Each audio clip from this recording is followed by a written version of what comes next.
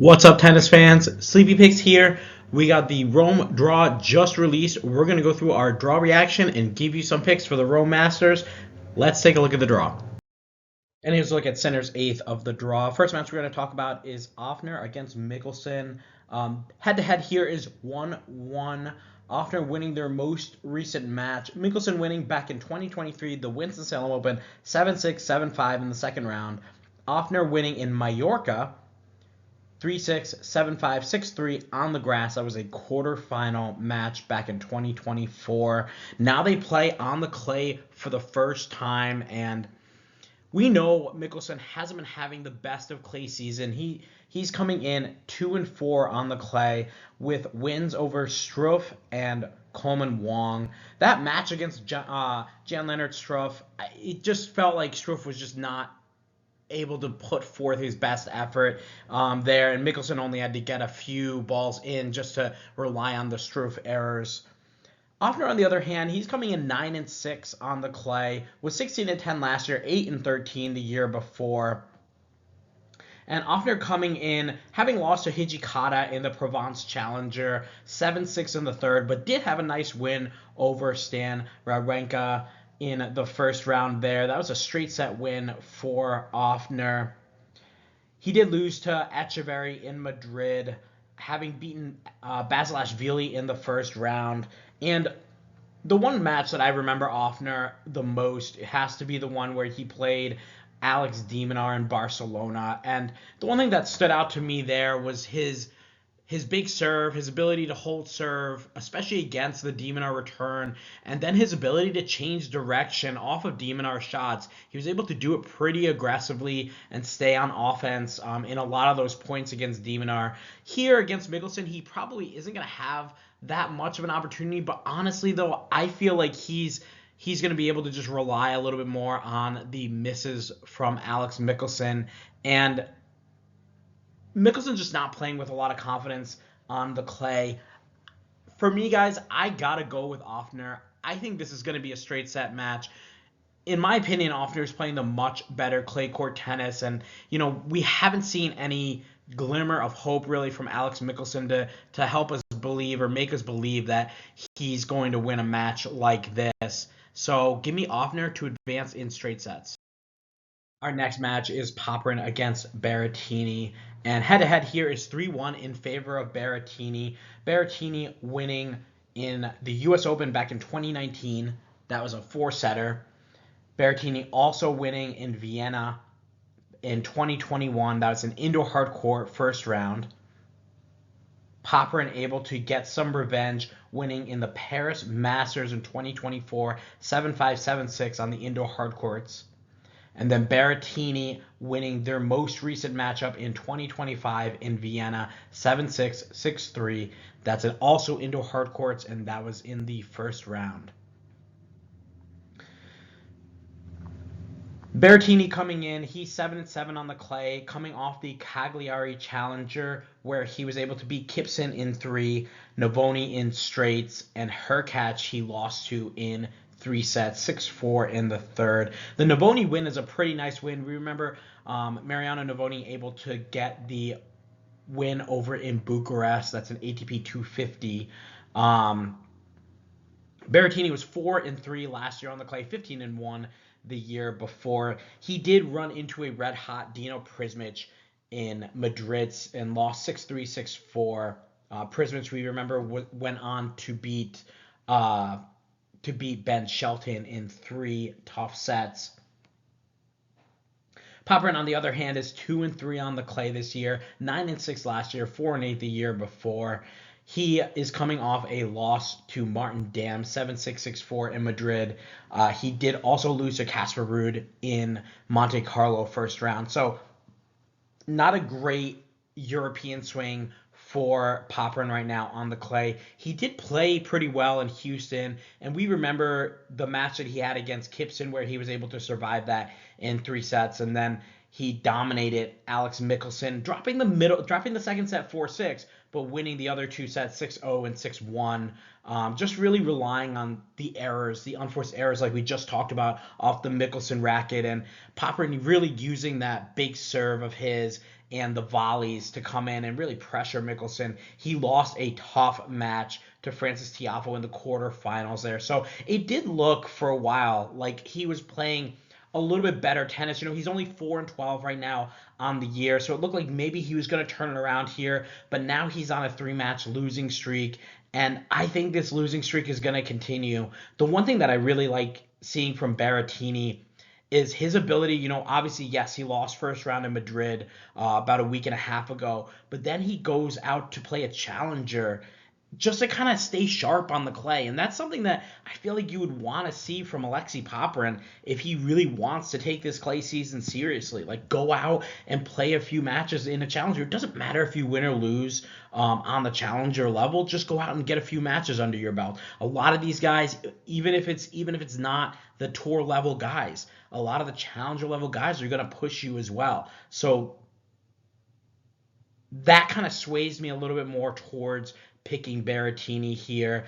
I just, Alexei Popyrin with only 4 wins right now on the season, only 2 wins on the clay this season, where we have Berrettini. He's 10-9 on the season, 7 wins on the clay this season. So I got to go with Matteo Berrettini to advance here. I think he ran into a very tough match against Dino Prizovic in the first round of Madrid, and I think he's going to be ready to maybe make a little bit of a run here. That match against Mensik would be very interesting if he's able to get through here with Popyrin. But for me, give me Berrettini to advance in 3 sets.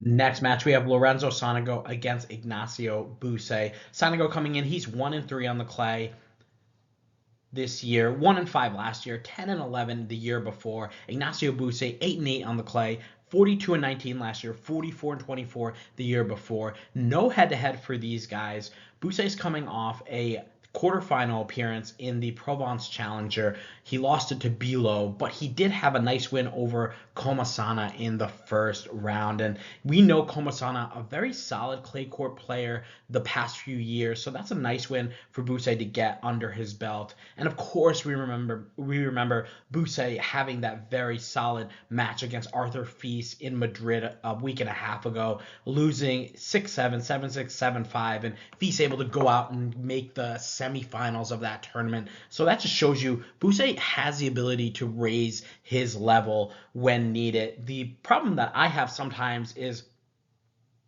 when he's playing some of these lower tier guys, he tends to kind of not raise the level. And we saw that against Mannarino. Buse came in a very heavy favorite against Mannarino.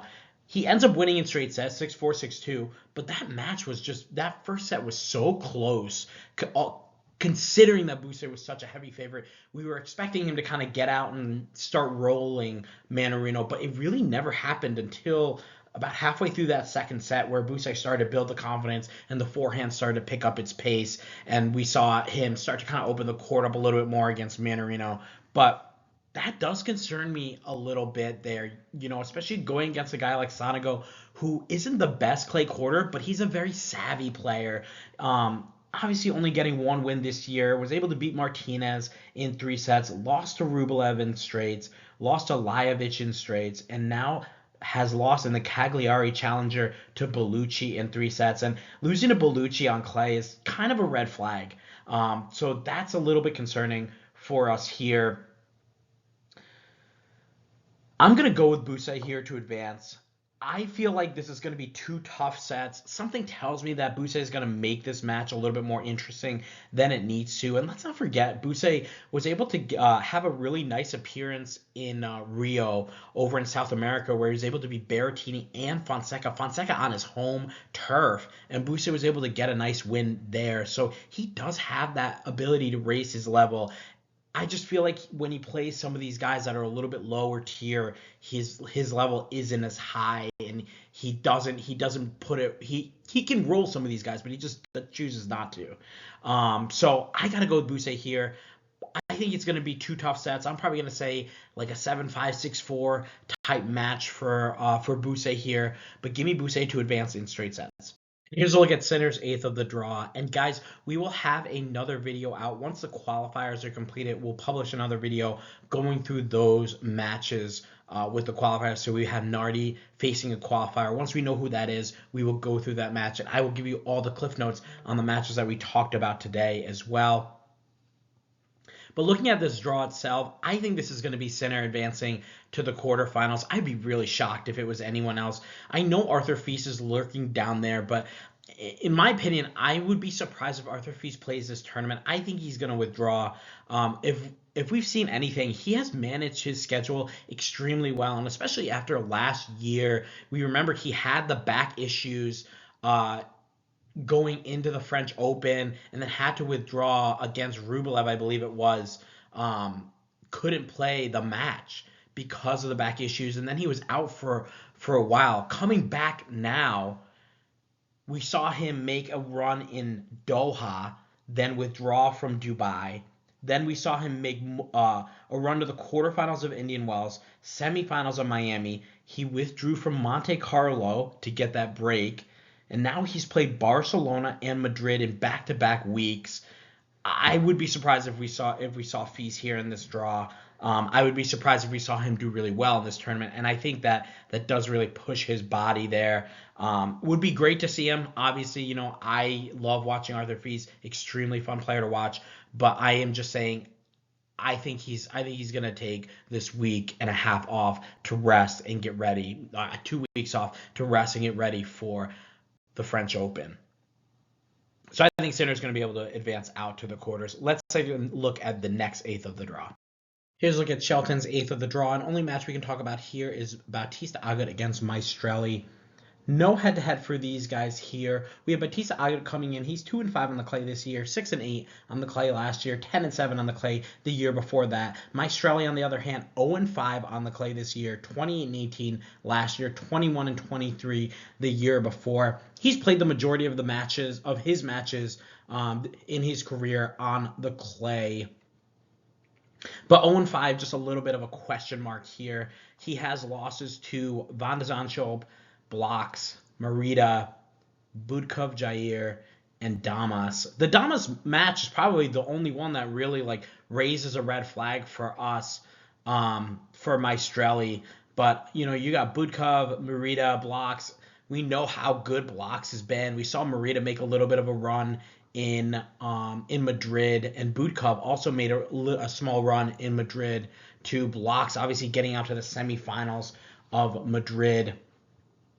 So some of these losses might not be as bad as we think they are. Obviously, he's run into some tough clay quarters.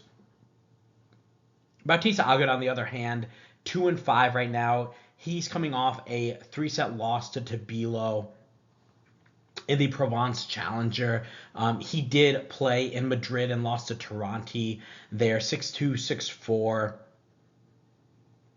And we do remember Bautista Agut had a little bit of an injury in Monte Carlo. He retired. Actually, I think it was actually an illness. He had to retire against Berrettini. He came out and just was not playing himself, and after 4 games, you could tell he just couldn't really go on much further, so he called it quits there against Berrettini. I'm going to go with Bautista Agut here, guys. I feel like he's got 2 wins on the clay compared to the 0 from Maestrelli. I think this is a good match for Bautista Agut to at least get a little bit of momentum going, and then he comes out and faces Nakashima, who isn't that comfortable on the clay. Obviously, we know Nakashima's got a great return on any surface, but if Bautista Agut can challenge the movement of Nakashima on the clay, he could potentially be a threat there in that match. So give me Bautista Agut to advance here in straight sets. And here's a look at Shelton's eighth of the draw, and just a reminder, we will have the qualifiers matches once they are completed tomorrow. We'll have another video out to go through all of these matches that are missing that we have to fill in. But looking at this draw in particular with the seeded players, I think Shelton's got a chance to make a little bit of a run here, depending on what qualifiers he plays. Obviously, losing to Dino Prismic was a tough match for him in Madrid, but we did see Shelton play some very good clay court tennis to get out and win in Munich. Playing Nakashima in the round of 32 or Bautista, Agut, or Maestrelli, Shelton should be able to get through those matches as well. Then he would run into the Barcelona finalist in Andrei Rublev, who I'm sure is looking for a little bit of revenge after losing in the second round of Madrid. Or Davidovich Fokina or Juan Manuel Cerundolo. Those are all guys, though, that if Shelton serves well, he definitely is going to be able to win a match against them. So I do favor Shelton to get out of here being the highest seed and having a pretty decent draw to come out, and he would face Sinner in the quarterfinals. That would definitely be a fun match. But let me know what you guys think. Let's take a look at the next part of the draw. Here's a look at Auger-Aliassime's eighth of the draw. First match we're going to talk about is Denis Shapovalov against Mariano Navone. And Navone having a pretty solid clay season, getting that win in Bucharest, beating Merida in the finals, and saving match points against Bodog van de Zandschulp in the semis. Extremely good win for Navone to get through there.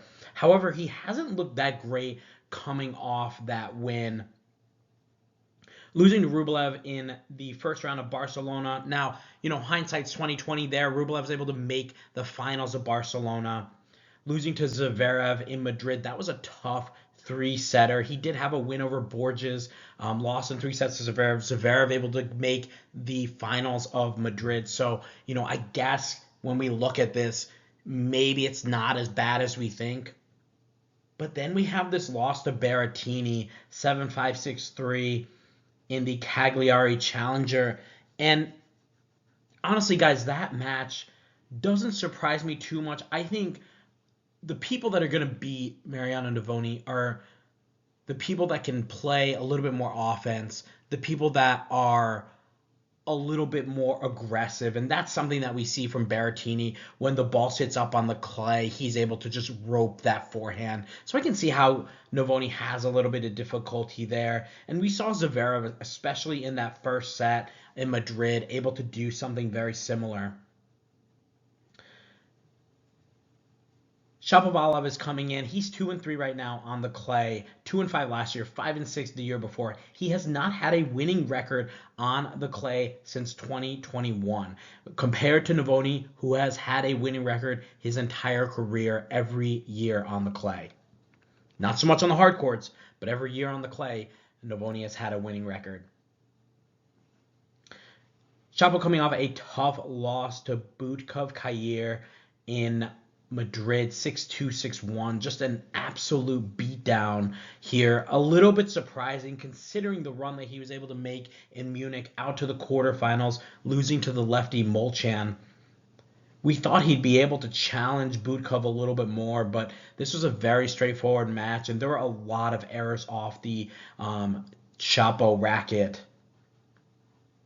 And I kind of think we might see something similar here from Navone. Obviously, I compared this match a lot to maybe what we saw Molchan able to do. Obviously, Molchan, a lefty, able to match that lefty prowess of Shapo. But Navone, I think, is going to be able to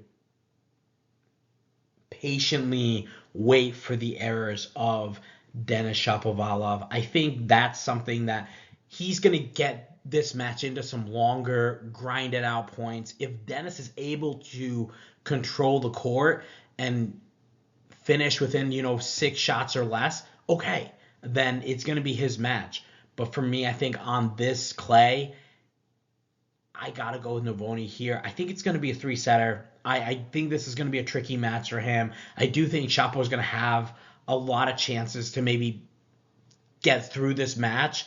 But overall, I just love what I've seen so far from Navone. And, you talk about if you're looking at a 3-setter, if you think it's going to be close, do you want the guy that's 2-3 right now that hasn't had a winning record since 2021? Or do you want the guy that already has a tournament win under his belt, that has never had a losing record on the clay, and that has grinded out match after match against very similar level players, able to beat Bodog van de Zandschulp.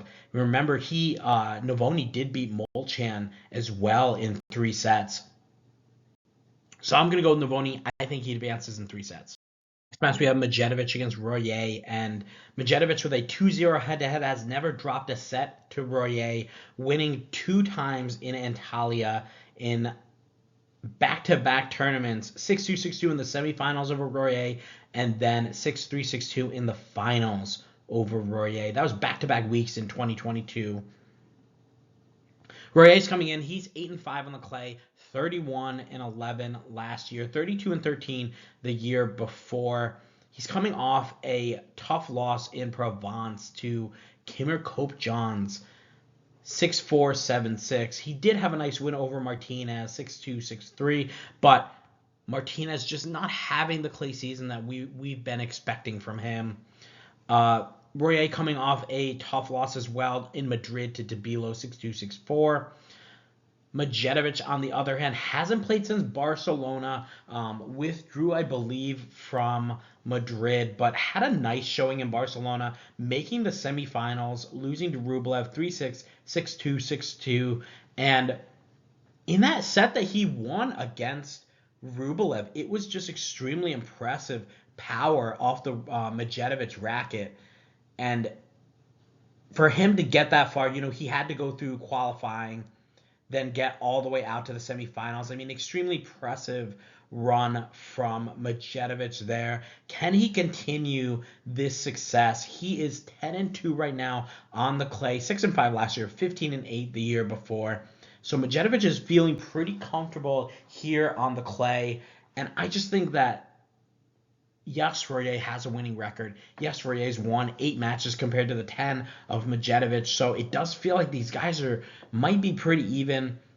I just think Medjedovic is on a different level here. You look at his 2 losses, one to Kopcheva in 3 sets in Marrakesh. And remember, that loss was after his Naples win over Altmaier. He had to travel and play within a couple of days to play Kopcheva and pushed him to the limit. Then he takes a few weeks off, goes to Barcelona, and makes it out to the semifinals. He's looked pretty good this clay season. So I think he's going to continue his winning ways. We haven't seen him yet at a Masters level event here on the clay this year. I think this might be a chance for him to get out there, maybe make a name for himself. He's going to have a tough match against Fonseca if he wins. So that would definitely be a nice highlight match for him if he's able to win there and get through to the round of 32, because if he's able to do that, I like his chances against a Navone or a Felix Auger-Aliassime. So that's really interesting part of the draw here, but give me Medjedovic to advance in straight sets. Next match we have Burruchaga against Bellucci. No head-to-head here for these guys. And I haven't seen Burruchaga since Houston, but I did see that he played the Cagliari Challenger last week, as did Bellucci. Burruchaga able to get out to the semifinals, losing to Hurkacz in 3 sets. And, you think about Hurkacz, that's the type of game that's going to bother Burruchaga. Burruchaga likes to just be a wall, get a lot of balls back, rely on the unforced errors of his opponent. Honestly, look for if he plays guys like Felix would be a good example. Michelsen is a good example. If Burruchaga plays guys like that, guys that give you a lot of unforced errors, he's got a fighting chance. But if he plays a guy that can kind of take the racket out of your hands with their serve, with their forehand, and with coming into net, putting some balls away, that's kind of what we see from Hurkacz. And it doesn't surprise me that Hurkacz is able to survive that match in 3 sets. Bellucci, on the other hand, also played in the Cagliari Challenger, losing to Cadanasso of Italy, 7-5, 6-1, beating Sonego in 3 sets, which is a pretty nice win for him. But we are a little bit concerned with that loss to Cadanasso. Bellucci hasn't looked the best on clay. He's sitting at 5-5 right now, so he has gotten 5 wins on the clay, but every time we've looked at his ability to step up here, he just hasn't been able to. In Madrid, he loses to Jumer.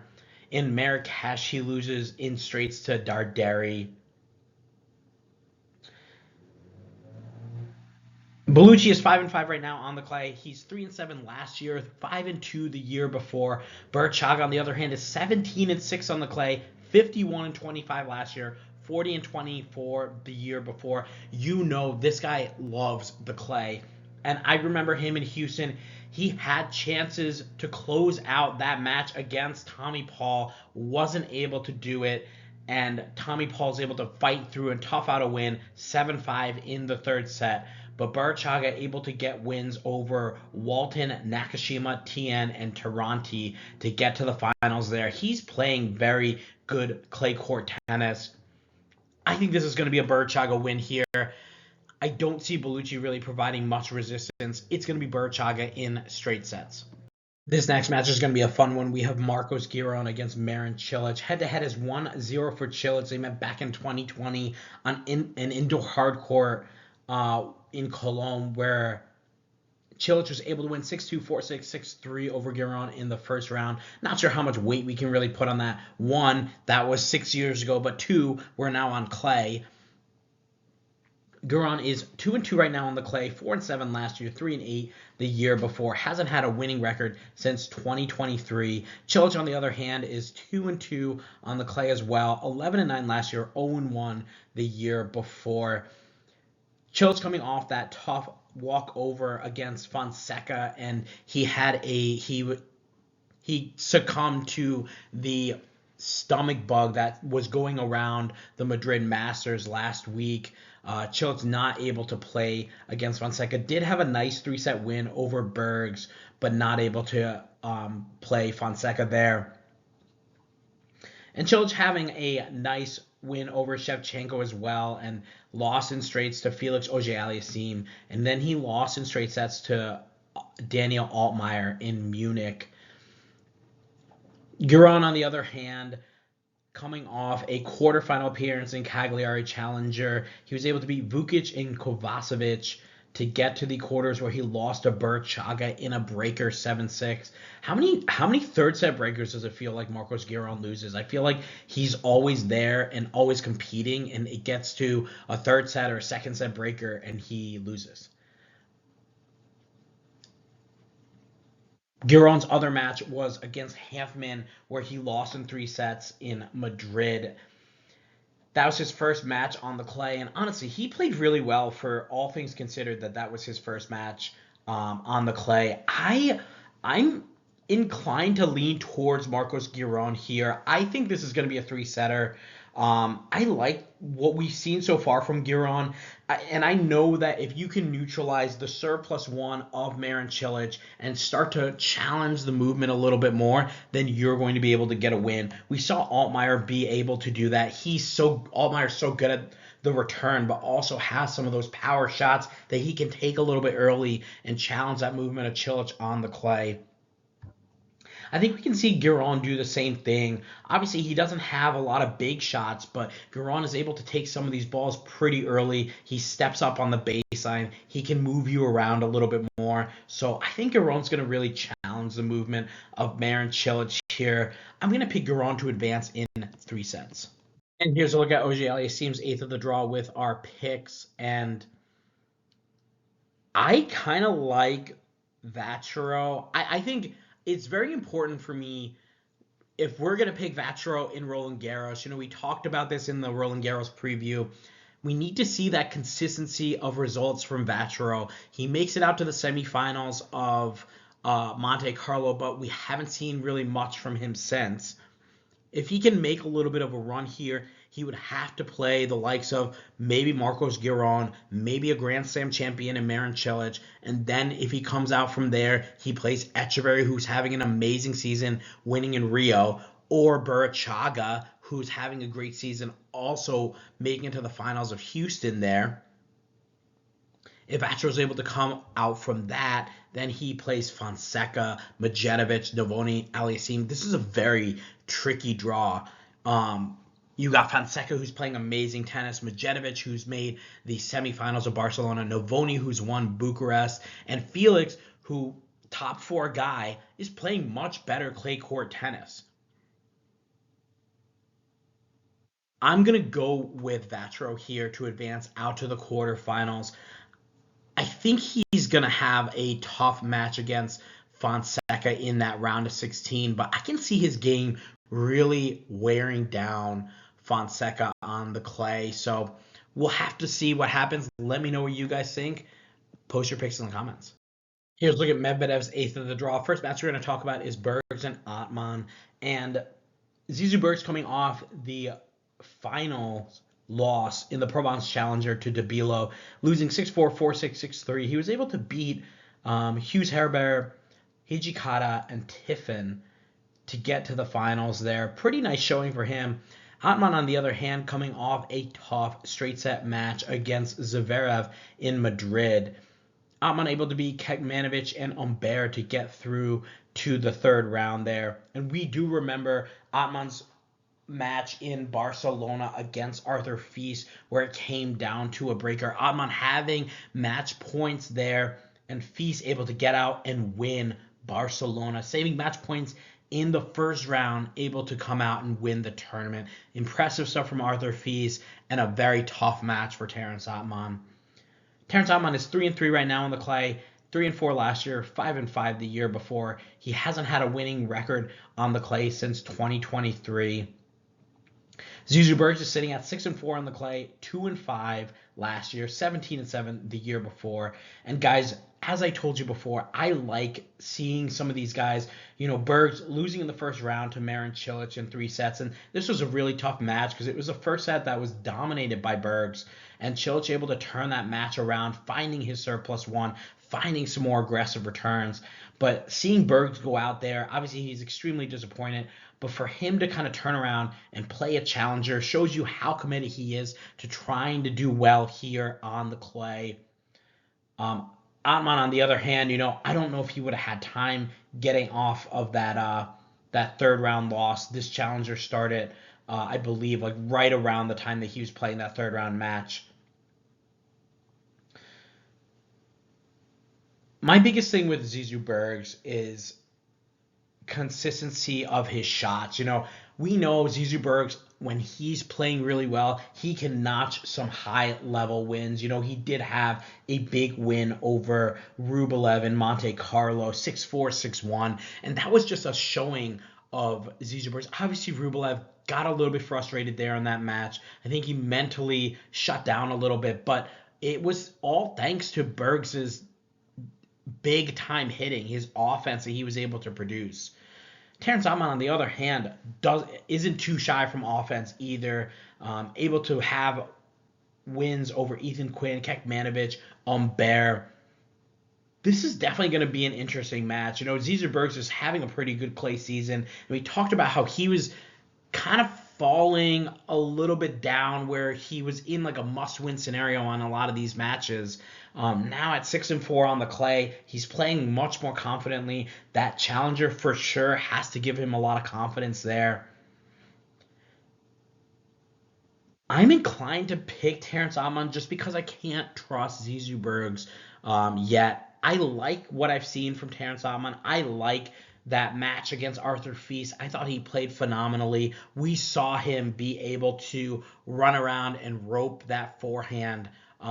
He's a lefty, so that inside-out forehand, he can just absolutely crack. And against Etcheverry in Monte Carlo, we did see Atmane, the legs gave out a little bit there, just getting a little bit tired from that. I don't think he's going to be too tired from Zizou Bergs. Bergs isn't going to make him play long points the way that Etcheverry did, or the way that Arthur Fils did. So I think we're going to see some quicker points. I feel like that does favor Atmane a little bit. Obviously, if Bergs comes out, he can take the racket right out of your hands with his power. But I got to go with Atmane here. I think this is a nice spot for him to get a win and maybe get out and push Caboli to the limit. So give me Atmane to advance in 3 sets. Next match is Tirante against Cadanasso, and I haven't seen much from Cadanasso in watching him play, so a little bit tough for me to gauge the level of what we're going to see. But I do know, looking at the record, this guy does only play on the clay. He did have a nice showing in the Cagliari Challenger last week, making it all the way out to the semifinals, beating Carboni, Bellucci, De Jong, and then losing a tough 3-setter to Arnaldi. He's sitting at 14-10 right now on the clay, 43-20 last year, 49-23 the year before. Tirante, on the other hand, he's 8-4 right now on the clay, 35-22 last year, 26-22 the year before. He's coming off a tough straight set loss to Cam Norrie in the third round of Madrid, but was able to beat Tommy Paul and Bautista Agut in straights to get to that third round. Tirante does have a semifinal appearance too in Houston, where he lost to his countryman Burruchaga 6-1, 6-1. Did get a nice win over Ben Shelton in 3 sets there. I think this is gonna be a Tirante match, in my opinion. No head-to-head here for these guys. Of course, Cadenasso's about right inside the top 200. And I do like Tirante played over in South America on that clay court swing, making it out to the quarterfinals of Rio, losing to Tabilo, and then losing to Tabilo as well in the second round of the Chile Open. So he's having a pretty solid clay season, and I don't see why it would stop here. You know, the one thing that I want to know with Cadanasso is he is going to have the Rome crowd on his side. So that's going to be pretty big if this match ends up being a little bit closer than you would think. So I'm going to go Tirante here to advance in straight sets. Next match is definitely going to be a fun one. It's Tsitsipas against Machac. Head-to-head is 1-1 here. Tsitsipas winning their first meeting in 2023 indoor hardcourt in Vienna. 6-3, 4-6, 7-5. Machac winning this year in Australia. 6-4, 3-6, 7-6, 7-6. A very tough, closely contested match. And we remember how well Machac was playing over in Australia. Getting a lot of momentum there. Hasn't played as well on the clay. He is 4-4 right now on the clay, 2-5 last year, 9-5 the year before. Machac coming off a tough 3-set loss to Norrie in Madrid, 7-6 in the third. Beat Komasana in 3 sets. We just haven't seen much since that tough 3-setter that he played against Jannik Sinner. We know Machac has the ability to raise his level at any time. He has those big ground strokes and can really dictate on the ground on any surface. But it does seem to be slightly inconsistent for us. Tsitsipas is 3-3 right now on the clay, 7-5 last year, 22-6 the year before. He has not had a losing record on the clay his entire career, so we're coming up close to that now for Tsitsipas. Tsitsipas is coming off a 3-set loss to Casper Ruud, where he had chances to win that match. Unfortunately, not able to convert and loses 7-6 in that third set. Tsitsipas did have a nice win over Alexander Bublik in straight sets in Madrid. This match is going to be, for me, guys, this match is a 3-setter guaranteed. I'm inclined to go with Tsitsipas, and I feel like I'm going to be, kicking myself afterwards if Machac wins this convincingly.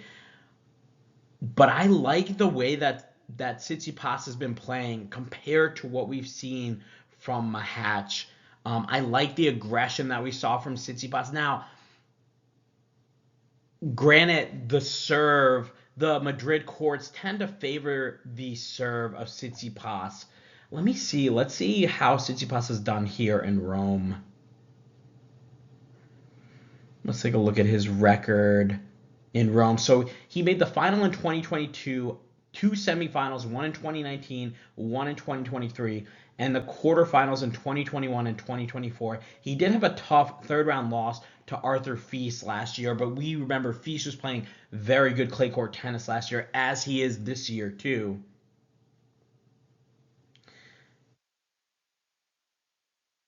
I gotta go with Tsitsipas here. I think this is a very tricky pick here. You do have the revenge factor as well from Tsitsipas having lost that Australian Open match to Machac, and that was a very closely contested match. Machac 1-2 here in Rome. Third round loss last year. Beat Lerner Tien in straight sets. Not a surprise there. Tien, not a great clay quarter. And then was able to push Tommy Paul to 3 sets. We remember Tommy was playing pretty well on the clay at this time. So Machac able to push him, but lost in 3 sets. I'm going to go with Tsitsipas here. I think he's going to advance in 3 sets. Here's a look at Medvedev's 8th of the draw with my picks. I do like Carabelli getting through to the quarterfinals. I think this might be an opportunity, though, for maybe an unseeded player to get out here. We have Carabelli. He's played a lot of tennis the last couple of weeks. Medvedev, I just feel like that quarterfinal in Madrid was a little bit of having a nice draw for him to reach out there. He's going to have a very tough time with Machac or Tsitsipas, whoever gets through that match. And I think whoever gets to that match, the Tsitsipas, Machac, Medvedev, is going to be able to beat Mute Quinner qualifier. Carabelli's going to have a very tough go if it's Bergs or Atmane in his second round match. And then we know Tirante is capable of some very strong tennis. I could see some of these guys coming out, but, like, gun to my head, I'm going to go with Carabelli to come out of this quarter here. So give me Carabelli to advance here. Let me know what you guys think. And here's a look at Musetti's 8th of the draw. Only match we can talk about here is Trungeliti against Svajda, and this will be a pretty quick one. No head-to-head for these guys. We got Zach Svajda coming in. He's 0-3 on the clay. Loss in a challenger to Hurkacz in straight sets. Loss to Sakamoto in the first round of qualifiers in Madrid. And then a straight set loss in the first round of Houston to Vallejo. All 3 of those guys pretty decent on the clay. But Zach Svajda it's pretty clear, even when we watch the Vallejo match, when he goes up against a guy that's comfortable on the clay that can move him around, he is not going to play very well. Trungeliti, on the other hand, coming in, he's 15-6 on the clay, 42-19 last year, 31-15 the year before. Trungeliti did have 2 frustrating losses to Merida in Madrid. Lost to him in the qualifiers final round, and then gets a lucky loser spot, comes out, plays Merida in the first round. That goes 3 sets, and that's a crazy match. Trungeliti chances to close that match out, up a break in the 3rd set, but isn't able to convert, and the crowd played a huge factor for Merida to get through that match against Trungeliti. Now he's coming in playing Zach Svajda. I think this is a nice match for him to kind of get right here and get that taste of that Madrid loss out of his mouth. Machac, remember, Trungeliti able to make the finals, losing to Hadar, and we've talked about how good Hadar has been playing on the clay. But Trungeliti able to notch wins over Machac, Mute, and Dardarian Machac to get through to the finals there. He likes this surface. He plays very well. I think he's going to really challenge the Svajda movement. So I'm going to go with Trungeliti to advance here in straight sets. And here's a look at Musetti's 8th of the draw. Not really much we can talk about just yet, given that there's a lot of qualifier spots we still have to fill in. But just looking at the seeds, you can see that Musetti was dealt a very tough draw. Casper Ruud, Lehecka, Cerundolo.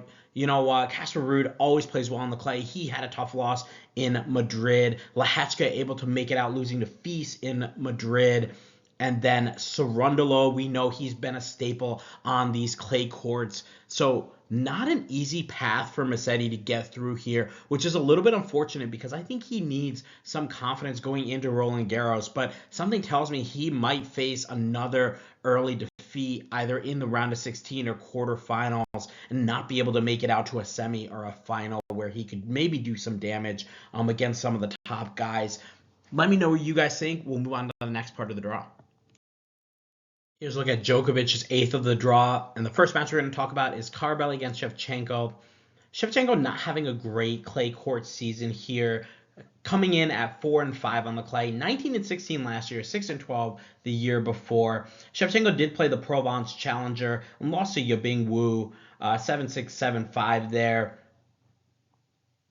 Lost in the first round of Madrid. First round of qualifiers in Munich. And the first round of Monte Carlo. Carabelli, on the other hand, is 12-6 on the clay, 27-14 last year, 52-24 the year before. He is coming off a tough 3-set loss to Flavio Cobolli in Madrid. And, we were questioning kind of the fitness of Cobolli and whether he would be able to hit that back-to-back. And I think it took him a little bit in that second round match against Carabelli to adjust to that clay. Obviously, the clay in Munich is a little bit different from the clay in Madrid. You have the altitude also to kind of factor in as well. And it took Cobolli a little bit, but once he started to get going, he rolled Carabelli 6-1, 6-4. There is no head-to-head for these guys here. This will be their first meeting here. And I think I'm going to make this quick. I got to go with Carabelli. I think he's going to kind of grind out some of these points. If this was on a hard court, I'd probably lean towards Shevchenko. If it was on an indoor hard court, I'd probably lean way towards Shevchenko. But since we're on a clay court and we know Carabelli, he's going to get a lot of serves back in play. He's going to grind out a lot of long points. Shevchenko's always looking to keep the point a little bit shorter, impose his offense on the opponent. He's not really going to be able to do that on the clay here against Carabelli. So I'm going to go with Carabelli to advance in straight sets. Next match is Muller against Bodek van de Zandschulp. Van de Zandschulp coming in, he's 4-2 on the clay, 11-10 last year, 16-12 the year before. He did withdraw from Madrid, and I looked a little bit, wasn't able to find any reason for that withdrawal, but he had a match against Alexander Blocks, which he withdrew from. Did play in Munich, though, the week before, lost 6-3, 6-0 to Sarundalo. So we might have to keep our eye on maybe a potential injury from Bodek here, or we might get another withdrawal. Who knows? Muller coming off a tough loss to Yabing Wu in the first round, 6-3, 6-4 in the Provence Challenger. He did lose 7-6, 6-0 in Madrid to Struff. And, especially considering what we saw from Struff in the second round against Michelsen, that kind of is a concerning loss for us from Muller. I didn't think Struff was playing that well at all. I wasn't able to see that match against those two guys. So will be interesting to see how Muller does. He does have a 1-0 head-to-head against Van de Zandschulp. Beat him in 2023, 6-2, 6-4 in Doha, second round. That's an outdoor hard court. Not sure how much weight we can put onto that since we are now going on the clay. Bodek did have a nice run in Bucharest where he made it out to the semifinals, losing to Navone, and he had chances to win that match, multiple chances. He had chances to win that in straight sets too, I believe, and wasn't able to convert there. Navone able to come back and just kind of grind Bodek down a little bit. But when Bodek is moving and playing really well, his game is extremely imposing. He pushes you into a defensive position and forces you to make some shots that you might not be comfortable hitting. I'm gonna go with Bodek here to advance. I think he's gonna be playing the better tennis. I just don't trust what I've seen so far from Muller. He's on a 3-match losing streak, with losing to Virtanen in the qualifiers, Struff in Madrid, and then Yabing Wu in Provence, all in straight sets. He has not won a set since April 11th against Guri of Spain. I'm going to pick Bodek van de Zandschulp to advance. I think it's going to be straight sets for him. Next match, we have Merijan against Kopchiva, and this is going to be a good first-round match. Merijan coming in, he is 5-5 on the clay, 9-6 last year, 5-8 the year before. He had a tough 3-set loss to Medvedev, and we knew that match was going to be a little bit tricky. Neither guy really playing amazing on the clay. Merijan getting a nice win over Ethan Quinn in the first round, then losing 6-4 in the third set to Medvedev. Kopchiva, on the other hand, he's coming in 11-8 on the clay, 25-13 last year, 21-16 the year before, and he had a very tough match in the fourth round against Rafael Hadar. Was able to go back and forth, losing 7-5 in the first set, but then once Hadar kind of got that set under his belt, got up a break, we saw the shots really start to come out. He started to inflict that power, and there wasn't really much that Kopchiva could do to neutralize those shots. Kopcheva did get a nice win over Rublev in straight sets and a win over Rinderknecht by retirement. Head-to-head here is 2-2 for these guys, with Marigin winning the last two meetings. The first two meetings were in 2020 and 2018, both won by Kopcheva on the clay. Then in 2023, they played in the Antalya Challenger semifinals on clay. Marigin able to get a 6-3, 6-2 win. And in 2024, they played in Doha first round. That's outdoor hard court, and Marigin able to win 7-5, 7-6. Even though Marigin has won the last two meetings, I'm inclined to pick Kopcheva. I like the tennis that I've been seeing from him. I think he's played a lot stronger. I think he's really starting to trust his game. We know Kopcheva has a very solid backhand. He likes to run around his forehand and hit the backhand. I can see him giving Marigin some problems here, especially on the slower clay in Rome. So I'm going to pick Kopcheva to advance here. Something tells me this is going to be a three-setter. That's why I really think this match is going to be so good. I think we're going to see these are two guys that are kind of moving in the same direction, both playing pretty well out here on the clay. I'm going to pick Kopcheva to advance in 3 sets. Here's a look at Djokovic's eighth of the draw with our picks, and obviously a lot of questions surrounding Novak Djokovic. How is he going to look? How is he going to play? I kind of like his draw here to get out to a potential quarterfinal. I don't see anybody really challenging him here. I think the type of person that's going to challenge Novak is the person that's going to make him move a little bit with their offense, with their power, and I don't really see anybody yet that's going to be able to do that here. So I like Djokovic to advance out to the quarterfinals. You got Khachanov hasn't been playing the best of tennis. I think Carabelli is going to upset him there. And then we have Rinderknecht and Bodek van Zandschulp or Muller. I like Rinderknecht to get out. I think he'll meet Novak in the round of 16, and Novak will be able to win that match pretty easily. So I would definitely look at a Djokovic quarterfinal. Here's a look at de Minar's eighth of the draw. First match we're going to look at is Arnaldi against Munar. And Arnaldi coming off a very good win in the Cagliari Challenger, beating Juan Manuel Cerundolo, Arnabaldi, Borges, Cadanasso, and Hurkacz in the finals. So really nice turnaround here. You know, he had only won one match on the clay up until this challenger. So this was a nice turnaround. Now he's 6-5 on the clay, 7-6 last year, 10-9 the year before. This is like right around where Arnaldi normally lands. Munar, on the other hand, he's coming in. He's 1-2 on the clay, 6-10 last year, 25-10 the year before. He has not looked great. The two losses, he just really hasn't shown up at all. A 6-1, 6-2 loss to Hadar. Able to beat Shevchenko 6-4, 6-1. But we just talked about how Shevchenko doesn't prefer this type of surface.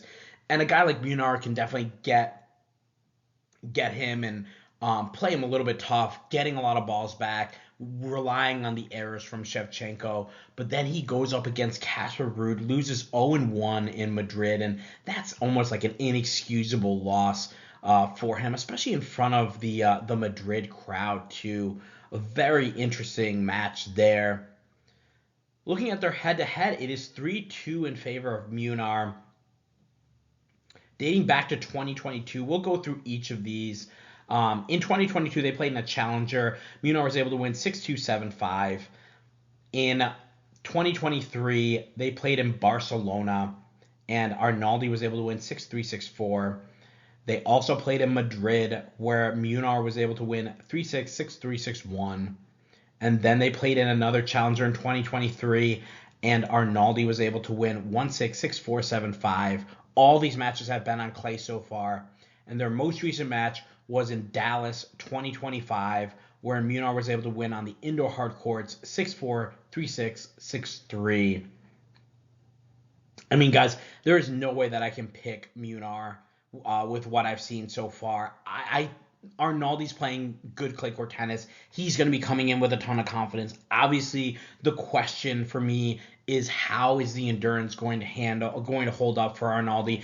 Is he going to be tired? Is he going to have tired legs? If he is, then maybe we're going to be on an even playing field. But for me, just looking at this match, Arnaldi's playing the much better clay court tennis right now. So I'm going to pick him to advance. I'm going to say it's going to be straight sets. I don't know if Munar even puts up much resistance here for Arnaldi. Give me Arnaldi in straights. Next match, we have Jumer against Mannarino. This is going to be a really interesting one. We got Jumer coming in. He's 5-8 on the clay, 21-16 last year, 28-7 the year before. Hasn't had the clay season that he's been hoping for. Jumer did play in the Cagliari Challenger. He lost to Emilio Nava by retirement, so we got to look out to see how he's going to be doing here in Rome. Mannarino, on the other hand, 0-5 on the clay this year, 5-9 last year, 0-5 the year before. He also played in the Cagliari Challenger, losing to De Jong in 3 sets. Head-to-head here is 4-1 for Mannarino, but they have never played on a clay court. Their last meeting was in 2019, so not really much we can glean from this head-to-head here. Mannarino won their last meeting 7-6, 6-0 on indoor hardcourt surface, which we know is his favorite. The clay is definitely Jumer's favorite surface. For me, guys, I'm a little bit worried about the retirement that we had from Jumer there. I think if he comes in and he's playing his best tennis, he'll beat Mannarino in straights. I think if it's a little bit of a struggle physically for him, then it's going to be tough because Mannarino can kind of muck some of these matches up and make it really tricky on you. And we do know that Jumer does tend to get a little bit mental with his game, where he sometimes can be his own worst enemy. I'm going to pick Jumer here to advance. I think it's going to be straight sets. I just haven't seen anything to really show me that Mannarino can beat a clay quarter like Jumer. If this was on an indoor hard court, of course, I'm going to pick Mannarino to win this match. But we're on the outside clay. I'm going to pick Jumer to advance in straight sets. Next match, we have Brooksby taking on Baez. And guys, I do feel like Rome has given us some easier picks than Madrid and Monte Carlo. I feel like both of those draws, there were a lot of picks that I was like, this is a 50-50 match. Here, I'm pretty confident in a lot of these. We'll see how we do, but most of these matchups we have, it's a clay quarter against a hard court player, and who are you gonna pick? Obviously you're gonna pick the clay quarter. Where in Monte Carlo and in Madrid, we had a lot of clay court versus clay court player matchups, and that makes it very tricky. Here we have another, clay court player against a hard court player. Sebi Baez hasn't been playing the best on the clay. He is 1-0 against Jenson Brooksby. Was able to beat him in Auckland this year earlier at the beginning of the year. 7-5, 6-0 in the second round. That was on outdoor hard court. Baez is coming in. He's 6-7 on the clay, 17-14 last year, 26-11 the year before. He lost in the first round to Galbis in Madrid, lost to Machac in the first round of Barcelona, and lost to Alcaraz in the second round of Monte Carlo. Hasn't been playing the most impressive clay court tennis. Also, keep in mind, he beat Galbis a month and a half ago in Bucharest, 6-3, 6-1. So for him to kind of lose that match the other way around in straight sets, that's really surprising. Jenson Brooksby, on the other hand, he's 0-2 on the clay this year, 9-4 last year, and did not play on the clay the year before. He's coming off a loss to Emilio Nava in Madrid, and this was a little bit of a tricky match here for both him and Nava, where we saw a lot of back and forth. Brooksby just not really being able to hold that serve consistently, and he always was being pushed on the return games. He did have a very concerning loss to Mackenzie McDonald in Houston, and we know Mackie McDonald, a journeyman on the ATP Tour, but he's not a great clay quarter, and Brooksby was the title holder in Houston, won it last year, so for him to lose in the first round of McDonald was definitely a head scratcher.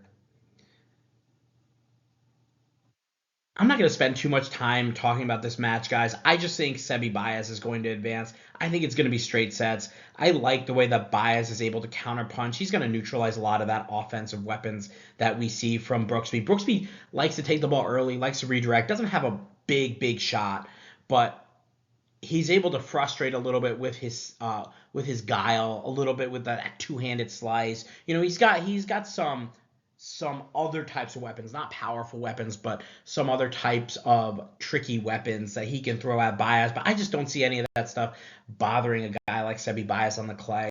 So I'm going to go with Baez to advance in straight sets.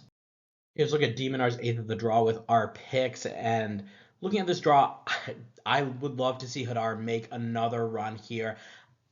It does concern me a little bit given the body of Hadar. I don't want him to really wear himself out before the French Open. The last thing we want is for him to entering the Grand Slam with on one leg. That's something that would really concern me. But I see a big time opportunity here for Hadar with a rematch against de Minar. And remember, he hit de Minar right off the court in Madrid. I think he'll probably do the same thing here to at least get out to the round of 16 where he could play maybe Baez, maybe Bublik. I don't see Tien making it out there. That Jumer match could be a very tricky one for him. But I see Hadar getting out of this quarter again, getting to the quarterfinals and maybe advancing even further. So, God, I would love to see. So he would get out here and most likely play Zverev in the quarterfinals. That would be one heck of a match to watch, especially considering both guys have been playing very solid clay court tennis, and to see the contrasting styles of each guy would be very interesting. But I like Hadar to get out of here. Let me know what you guys think. Here's a look at Zverev's eighth of the draw, and first match we're going to talk about is Hurkacz and Hanfmann. This is going to be a very good match. If Hanfmann is able to play at the top of his tennis, we've seen him kind of floating back and forth, able to get a nice 3-set win over Giron in Madrid, but then losing in straight sets to Cerundolo. That was a nice revenge match for Francisco Cerundolo there.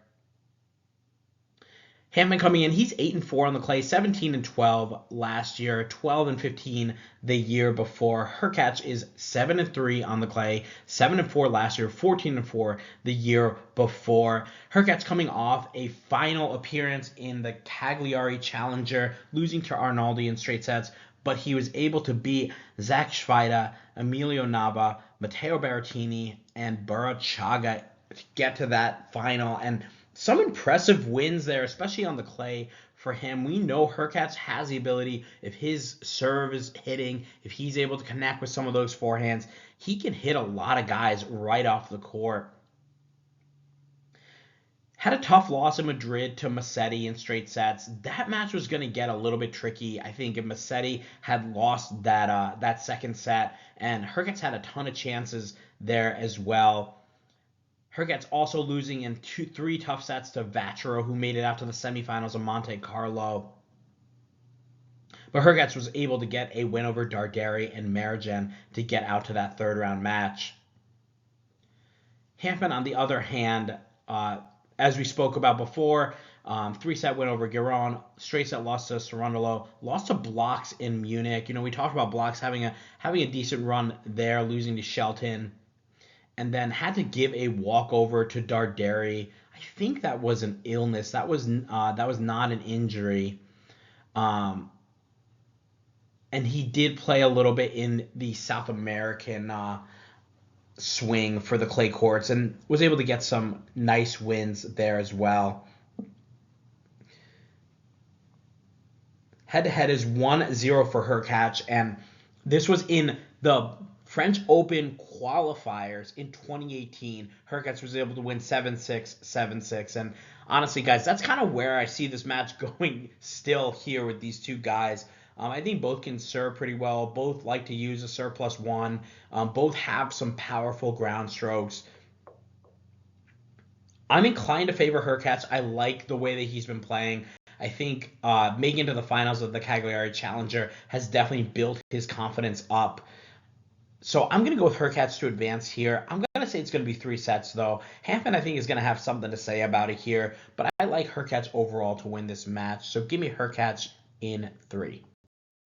Next match is China against Alexander Blocks, and obviously we know Alexander Blocks has been playing extremely good tennis, able to make it out to the semifinals of Madrid, losing to Alexander Zverev. Only second round run in Munich, losing to Ben Shelton, and a third round appearance in Monte Carlo, losing to Alex de Minaur. It's taken a pretty solid player to take this guy out on the clay. He's 10-3 right now, 4-4 last year, 7-3 the year before. China, on the other hand, is 2-5 this year on the clay, 10-9 last year, 13-8 the year before. China's coming off a tough 3-set loss to Juan Manuel Cerundolo. 6-7, 6-4, 6-3 in the Cagliari Challenger.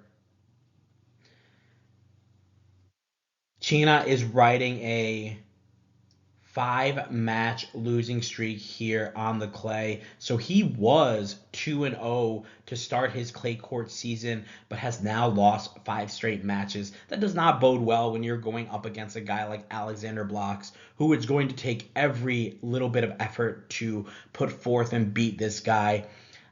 For me, guys, the only way that China wins this match is if Blocks comes in and is just like exhausted from this semifinal appearance. He has had some time, first round's not going to be for about 3 or 4 more days for him, so he's going to have about a week off anyways. I don't see this being a tricky match for Alexander Blocks, and this is exactly what I'm talking about, guys. Like, these matchups are just a little bit easy, and I don't know. Maybe I'm looking too much into it. Maybe these are all going to be upsets. Who knows? But I see Blocks advancing here. I think it's going to be like 6-2, 6-3, or 3-1, something of that nature. So give me Blocks and straights. Next match is Zhang against Altmaier, and this is going to be a pretty tricky one here to pick. We have Altmaier coming in. He's 7-7 on the clay, 13-8 last year, 19-20 the year before. He's coming off a loss to Juan Manuel Cerundolo, 6-4, 6-4, and that match was kind of an interesting one. Altmaier starts up a break. His power, he's really connecting with a lot of his shots. That one-hander is connecting, and we see Juan Manuel Cerundolo kind of pull back a little bit, starts to hit a few more balls up the middle, and then we see a lot more errors coming off the Altmaier racket. And it was unfortunate because, in my opinion, I felt like Altmaier had the power to kind of bother a guy like Cerundolo. Juan Manuel Cerundolo loses to guys that are able to just take the racket out of his hands. But if you're missing a lot, if you're committing a lot of unforced errors, that's just going to play right into the Cerundolo game there. That's exactly what Altmaier did. Unfortunately, he lost that match in straight sets. Zhang, on the other hand, he's coming in 1-3 right now on the clay. Didn't play last year due to injury, and 9-7 the year before. Zhang is on a 3-match losing streak on the clay.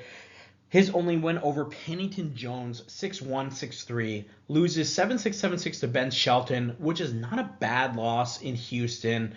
That was a tough back and forth match, and I remember the stat was something like they didn't play a single point over 5 or 6 shots, which is kind of wild. So there was a lot of serve +1, return +1, and of course a lot of errors.